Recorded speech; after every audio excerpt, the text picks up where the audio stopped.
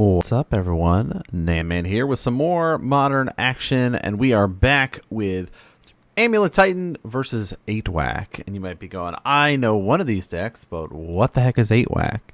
So if you are not an old school modern player like me, or not really familiar with goblins, you might not have heard of this 8-Whack deck. So we're going to talk a little bit. I figured it'd be a good one to feature to kind of show you guys other decks that are in modern. It is not a tier 1 deck. It is not a tier 0 deck. You know, it's not the top of the meta by any means, but it is one of those decks that, you know, you can bring to a weekly, you can bring to a tournament and like steal some wins from people. It's very fast paced, very explosive. So we're going to be seeing, this is going to be a newer twist on the 8-Whack style that has a bit of an artifact synergy built into it now. So we'll talk about it as we get into it. Of course, Amulet Titan is another very explosive deck, but it's more of like, hey, did I live until turn 4 or 5? Okay, I win. I don't know. It seems like there are very convoluted lines that exist within it, but we've been featuring the deck more and more on the channel, and you start to see these redundancies within it. It's like, all right, I get Amulet, I'm able to cast my Titan or cast a Cultivator Colossus, and I win from there. So it's, you know, a lot of delay tactics to try to get there, and it's like kind of the build-up is the exciting part usually within the matchup, but we're already seeing kind of the bit of the artifact package here with Memnite. If you're familiar with old school Affinity, this is one of those cards that kind of existed for a while and has kind of fallen off favor within modern, but still a cool card, a 0-cost 1/1 artifact there. But here's kind of the setup here. You see a Bushwhack, all right, in hand. That's kind of part of the 8-Whack package that we're talking about. Of course, just like 8-Rack, 8-Whack, there's 8 of these reckless type effects where you're going to give haste and buff up your team so you can be able to swing for a lot of damage. So here's the first one, Reckless Bushwhacker.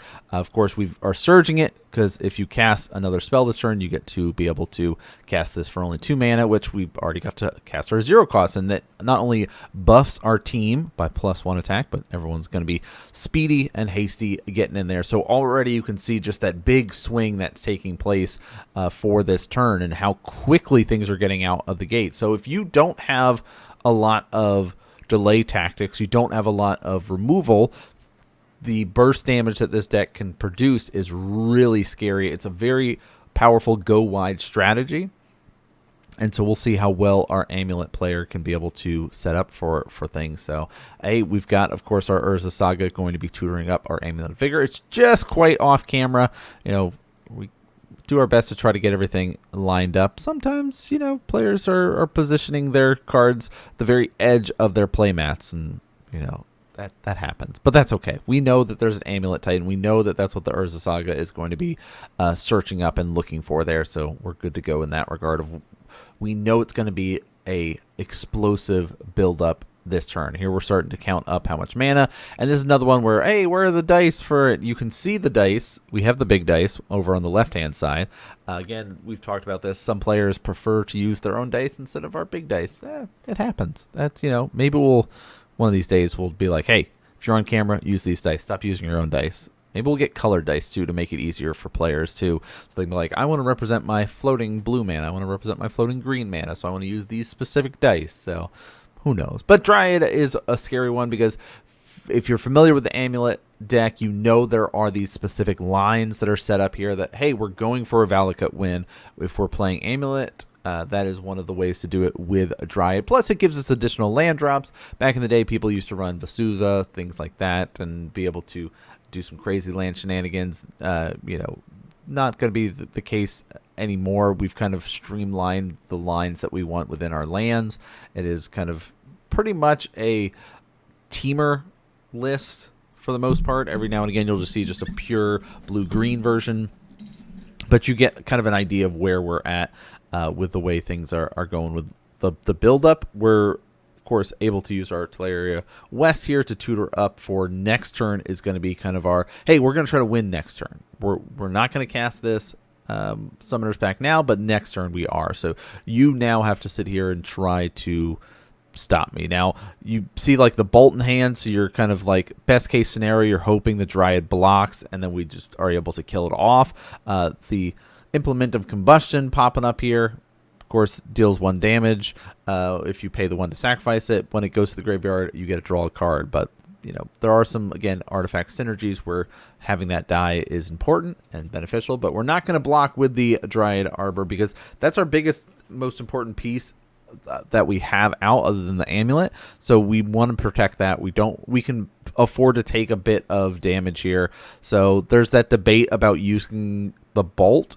Looks like we will be able to use it there. And so you might wonder, okay, why didn't he just use it before combat? Again, we are in that line and hoping that the Dryad throws himself in the way. Very unlikely to happen, but in the off chance that it does, you know, that's the case. Then we can clear that up so we know that there's going to be at least a way to try to push for damage next turn, hopefully. We know that it's going to get a bit crazy here with the amulet plays. So there's the Summoner's Pact. Of course, we already have access to 6 mana. So we can be able to go get our Primeval Titan and cast. There's the hard cast. Go find 2 more lands, and we're going to be setting ourselves up here. Microsynth is coming out, which could become a copy of the amulet. And there is the Valakut. Now, we will be getting some triggers. Boom, boom, boom. And we're going to start shooting creatures with it with that Valakut damage because those are considered mountains because Dryad does make those lands of any type. So you can be like, all right, here's the 3 damage. We'll just start bolting your board. Bit heavier on the land counts here. You know, we got a little bit flooded in game 1. But there's another mountain coming down into... Here's what we're talking about, the artifact synergy, right? The Goldatha Rebirth. We're going to turn our artifacts into goblins, sacrificing that, and we're going to get 3 goblins out here. So this is what we're talking about of that burst. You can see the way the deck is designed to work is like, okay, I have these artifacts. When this goes to the graveyard, I'm drawing cards, and I've got all these, you know, goblins. If I was able to draw into a Bushwhacker here, I would just swing in for a lot of damage, and you know, the way that it's set up is very clear. Of course, we got a vampire to get a blood token. Enters, will deal a damage, and we kind of do a little bit of cycle. Yes, we got a Memnite, doesn't really help us here. Got a wall of tokens we can kind of pass. Now, that's the downside. Once the Titan is out, you're just like, okay, this is turn 4. If we're keeping track at home. All right, you think about the amount of mana that our 8-whack player has, turn 4. Microsynth Garden's going to become a copy of Amulet. So we've got 2 of those there. So we get double untapped triggers going on when... Yep, just kidding. There's our 3rd Amulet. So that is going to be the 100% win. Attack. Let's get 2 more lands, do some bounce triggers, and be able to just replay these lands over and over and over again. Game 1, going to our Amulet player there. Just that very easy, clear turn 4 win. Let's see what sort of play our 8-whack player is going to set up here. They are going to be going first, but had to mull down to 6 there. Still very heavy artifact hand. Got Bauble, we've got some Memnites there. I wonder if we're running Shrapnel Blasts or Goblin Grenades or any other like big burst ones. I don't think this list is, but that is one way that you can kind of go about it if you're going to go heavier artifact or you're going to go heavier goblins. Like just a big, hey, here's 5 damage, can you stop this, to like try to close a game is probably not a bad idea. But already, like, for a turn 1, hey, here's 3 1/1 creatures. You've already taken 1. That's a really nice response there as an 0-3 blocker and ramping up there and basically saying, like, oh, I was on the play. And compared to you, I have 2 lands. You don't. But our 8-whack player missing a land drop, but we're seeing the kind of a continual dump the hand. Very reminiscent of the old school affinity list where you're like, okay, I'm hellbent. Now I'm going to start swinging in, pushing for damage.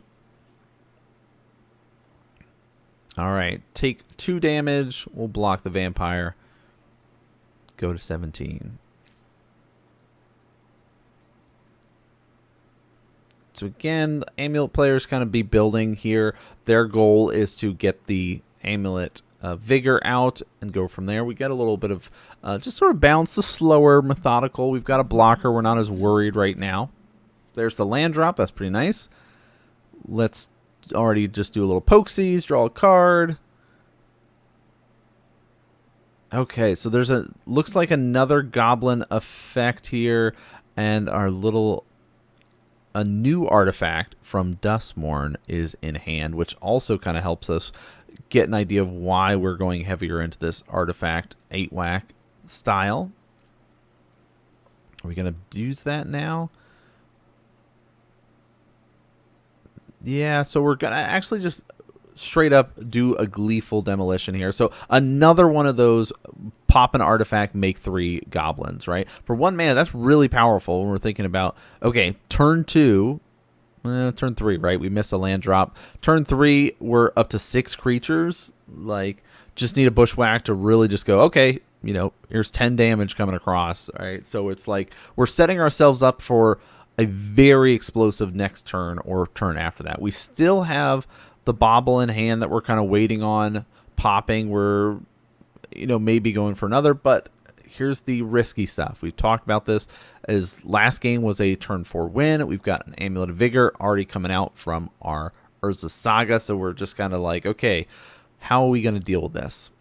Shifting Woodlands, we'll do a little bit of untappy shenanigans. 1, 2, 3, 4 mana for everyone's favorite card, the One Ring. Let's be protected, have a nice blanket protection to kind of put a stop to the goblin swarm that's coming out here on the 8-whack side, which again, this is a fog effect, can't be dealt damage. We're nice and protected here, and this is one of those things that a line that Amulet has, it's a line that Jeskai Control has. There's many decks that are running this sort of like style of play. Even the Boros Energy decks are running it. Basically, we've talked about it before, but we'll continue this talk, is if you're playing Modern, you need to be running ways to deal with the One Ring or just run the One Ring yourself. But there's our Duskmourn little toy maker here that you can be able to exile the top card if it dies and play that card. So nice little effects here. Again, the Swarm is here. Can't target with the Bauble. That was the debate. Oh, should I pop my Bauble here? Can't actually do any targeting with the One Ring protection. So you could target yourself, but it's like you want to try to get information off of it. Also, keeping the artifact there is important, but since we have ways, we can now pop our 1/1 creature, and so, like, I don't know. I know you want to try to keep your creatures as much as possible so you can get a Bushwhack and go wide, but we'll see. One Ring, draw 2.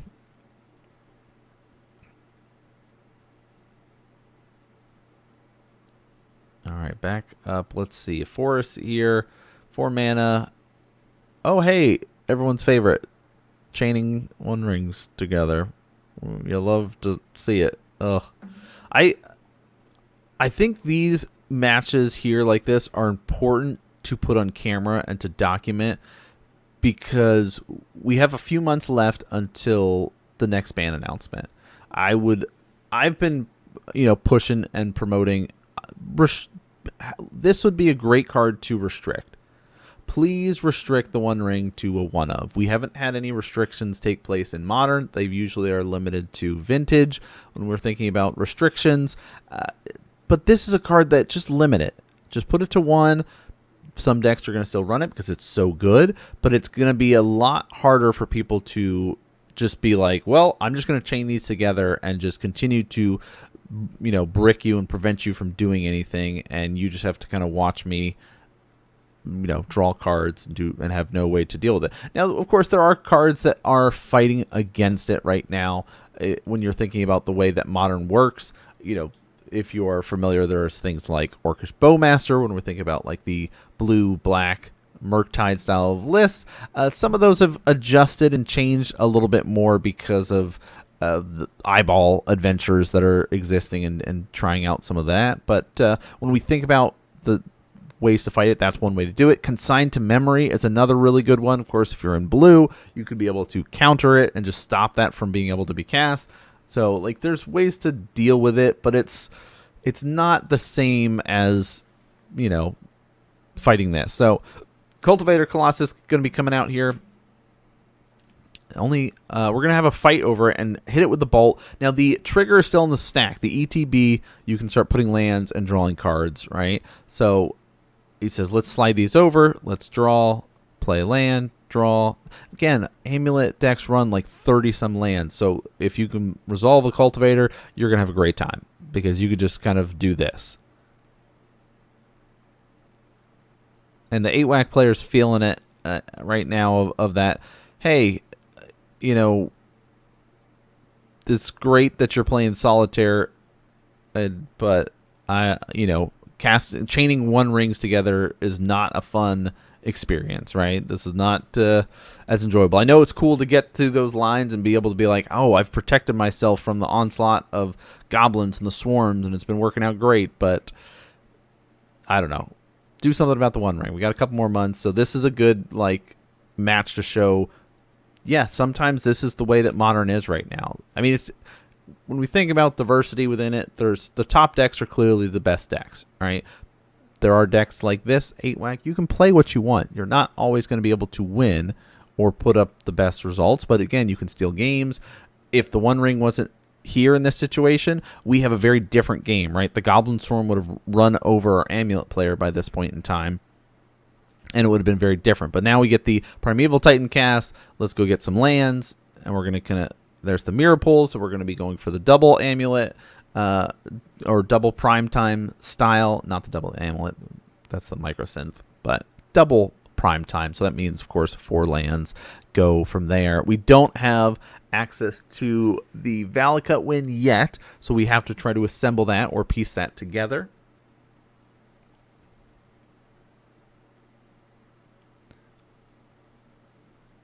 All right, untap, and there's the 3. Untap, return this, turn this into a copy of this. There's our copy token. And there's the Summoner's Pack. So now we can kind of 100% wrap this up. Yeah, we could have pushed for damage and attacked with both of it, but by... Oh, yeah, if you're thinking about the way lines are working, it's an instant, so we can respond and be like, well, the trigger's on the stack. I'm going to go get this. And here's my lands that I'm going to get. We'll give these guys haste. I have my Valakut. Of course, I'm going to be getting my Dryad of Elysium Grove. So then I will be able to have everything be a mountain and just close out the game that way. So, yeah, again, you might look at it and go, well, this was a very one-sided, lopsided game. And, yeah, sometimes Modern's like that. Sometimes fighting against Amulet is like that. But really, the biggest way to talk about this game was the One Ring and the power of the One Ring, and how much it just sort of shuts down what people are trying to do because of this blanket, hey, you can't do anything to me. So, I don't know. What other cards do you feel like should be banned in December? Do you think it's just the One Ring? Is something from Energy going to get banned? I would love to hear what you all think about that. But do you also think it should be limited to 1? I don't know. Would that solve the problems? Who knows? But that's going to do it for us. Again, we've got so many great games coming up, a lot in the queue. I really need just like a week off to sit here and record and cast up games for everybody. But for now, we're going to continue with our twice-a-week matches there. So Mondays and Thursdays. But we do have some cool stuff coming up at the beginning of November. So keep your eyes peeled for more info on that soon. But that's going to do it. Thanks so much for tuning in and watching, everyone. And I'll see you all next game.